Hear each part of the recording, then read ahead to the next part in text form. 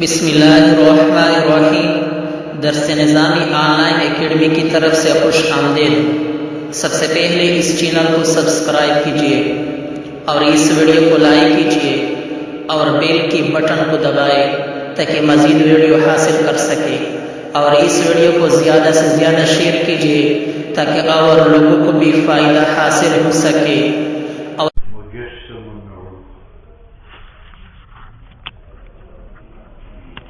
وہ ایسی شرح ہے کہ جو آدمی اصطلاح فن سے واقف ہے اس کو پھر مسلم و ثبوت پڑھنے کی ضرورت نہیں، بہت آسان ہے۔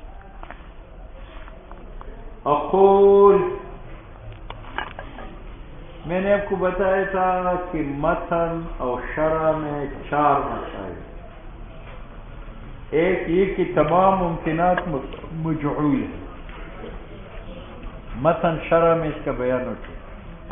دوسرا یہ ہے کہ جاعل اللہ، متن اور شرح میں اس کا بھی بیان ہو چکا ہے۔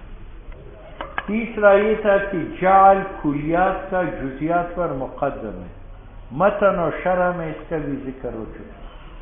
چوتھا مسئلہ یہ تھا کہ جعل بسیط تھا، اس کا اشارتاً ذکر ہوا ہے اور اب تفصیلی مذاہب بیان کرتا ہے کہ ایک جعل بسیط ہے، ایک جعل مؤلف ہے۔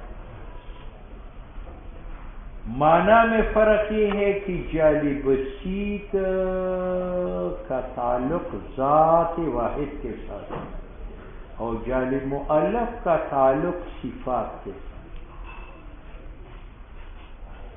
جعل آدم، آدم ذات ہے، یہ جعل بسیط ہے۔ جاعل فی الارض خلیفہ، خلافت صفت ہے، یہ جعل مؤلف ہے۔ یہ معنی کے اعتبار سے فرق ہے۔ لفظ میں فرق یہ ہے کہ جعل بسیط بمعنی خلقہ کے ہے، اس کا تعلق امر واحد کے ساتھ ہے، اس کا معنی ہے اخراج الماہیت من اللیس الی الحیث، اخراج ماہیت کا عدم سے وجود ہے، بس اس کا متعلق ایک ماہیت۔ اور جعل مؤلف بمعنی سیارہ کے ہیں، اس کا تعلق 2 مفعولوں کے ساتھ ہے۔ جعلت الماہیت موجودتاً، تو ماہیت مجعول بنا اور موجودتاً مجعول الیہ بنا، اس نے 2 مفعول مانے، اور جعل بسیط نے ایک مجعول ایک مفعول مانا۔ تو معنی میں فرق یہ ہے کہ جعل بسیط کا تعلق ذات کے ساتھ ہے۔ جعلت کوزن، بس کوزہ کی ذات کو جعل نے اخراج کیا عدم سے وجود، اور یہ بمعنی خلق ہے۔ اور جعل بسیط کا معنی ہے کہ اس کا تعلق صفات کے ساتھ ہے۔ جعلت الکوزہ مدورا، میں نے کوزہ بنایا گول، تو گولائی کوزی کی صفت ہے۔ لفظ میں فرق یہ ہے کہ جعل بسیط بمعنی خلقہ کے متعلق ہے ایک مجعول مفعول کے ساتھ، اور اس کا معنی اخراج الماہیت من العدم الى الوجود، ٹھیک ہے۔ اور جعل بسیط بمعنی سیارہ کے ہیں، اس کا تعلق 2 مفعولین کے ساتھ ہے، ایک مجعول ایک مجعول الیہ۔ سیرت الکوز، جعل لکم الارض فراشا، تو فراشن زمین کی صفت ہے، جعل اس کے ساتھ متعلق ہے، اور یہ بمعنی سیارہ کے ہیں، ارض مفعول اول ہے، فراشن مفعول ثانی۔ ٹھیک ہے۔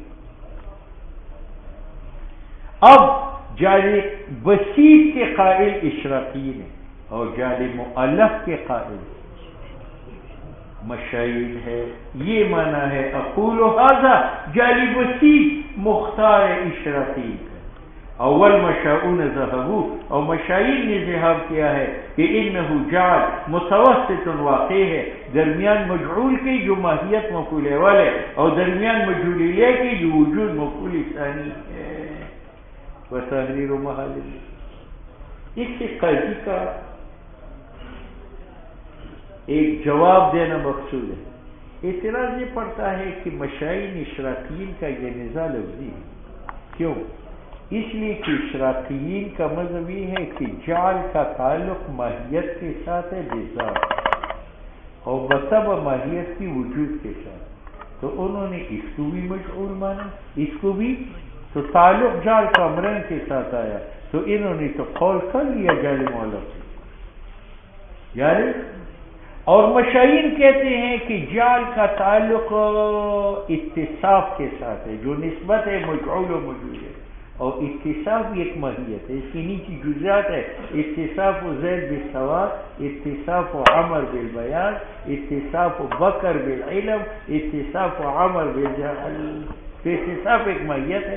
تو مشائین نے جب کہا کہ تعلق جال کے اتصاف کے ساتھ ہے، تو اتصاف ماہیت بالوجود، اتصاف بھی تو ایک ماہیت ہی کلی ہے، تو انہوں نے مان لیا کہ جال کا تعلق اتصاف کے ساتھ ہے، ہاں، تو وہ قائل ہو گئے جعلی وسیع کے، تو یہ نزال ہوگی۔ تو مصنف کہتے ہیں نہیں، اشراقیین نے جال کا تعلق ماہیت کے ساتھ مانا، بذات اور وجود کے ساتھ سبا،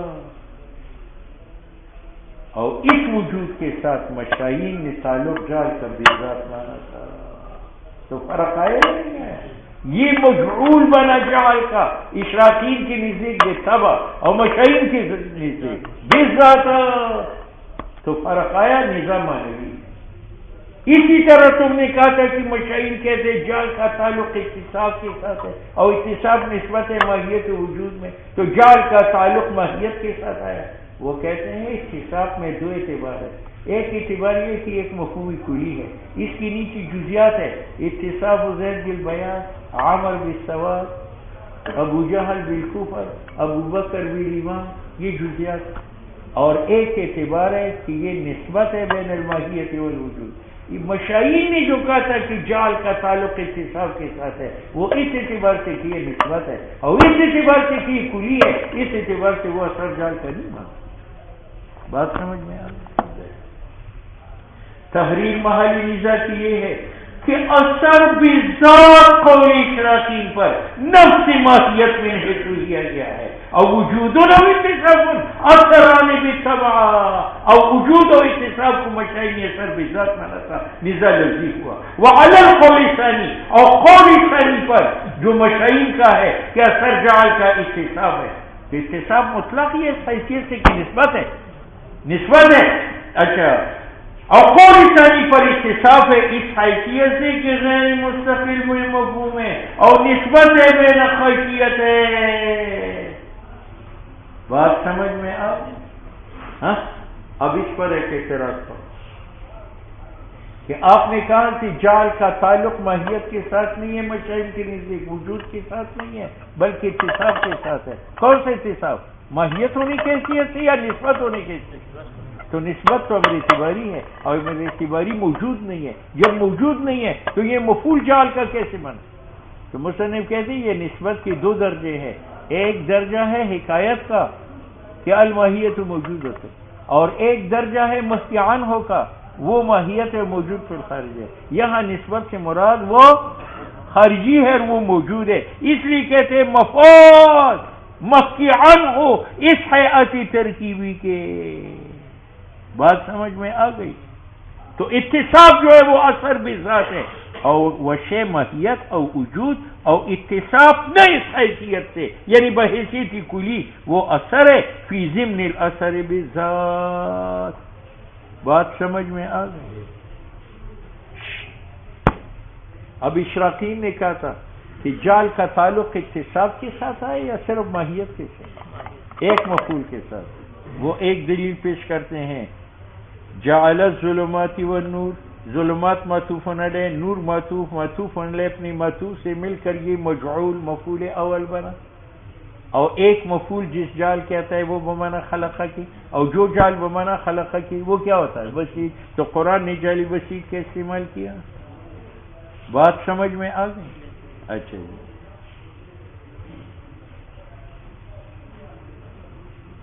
سنو بھائی، دوسری دلیل کہ ماہیت منشا ہے اور وجود اس کے ساتھ منظم ہے یا منتزع ہے؟ منتزع ہے، منظم نہیں ہے ورنہ تسلسل آئے گا۔ اب جب ماہیت منشا ہے اور وجود اس سے، اور امر منتزع امر اعتباری ہوتا، اور امر اعتباری محل وقوع جال کا نہیں ہوتا کہ وجود محل وقوع جال کا نہیں ہے. محل وقوع جال کا کون ہے؟ ماہیت ہے. بات سمجھ میں؟ تو جب یہ تابع ہے ماہیت کا، تو اگر ماہیت مستغنی عن الجال ہے تو وجود بھی مستغنی عن الجال ہے، وہ واجب طلع ہے. اور اگر یہ محتاج الی الجال ہے تو یہ محتاج الی الجال ہے، لیکن بالطبع بذات مجعول و متقرر بالجال کون ہوا؟ ماہیت. وجود تو امر انتزاعی اعتباری ہے، یہ مستقل اثر جال کا نہیں ہے. جب نہیں ہے تو آپ جعلی مولف کہاں سے لائیں؟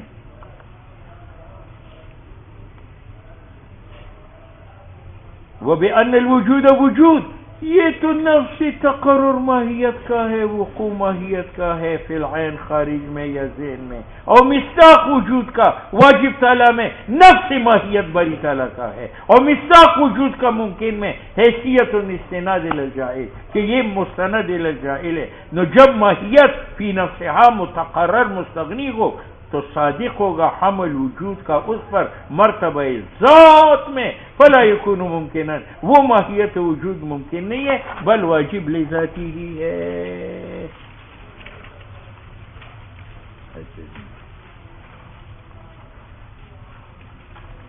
سنو بھائی، مصنف نے یہ کہا کہ وجود منتزع ہے ماہیت کا، تو جب ماہیت مستغنی عن الجائل ہے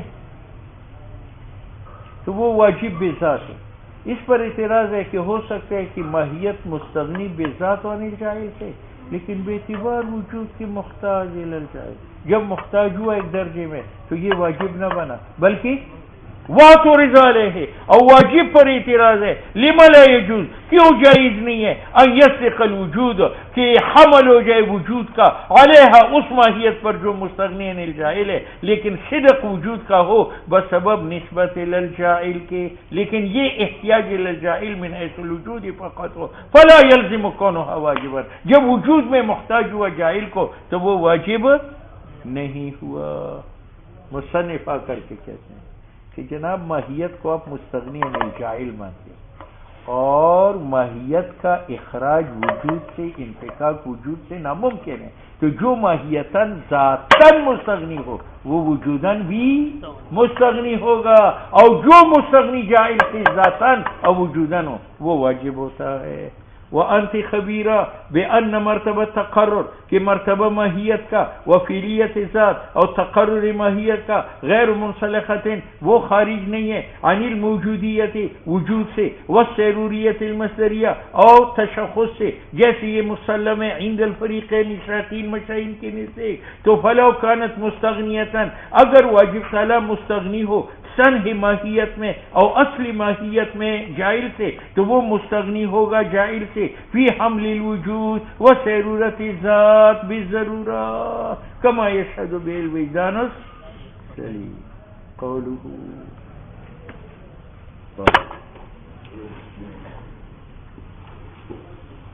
لو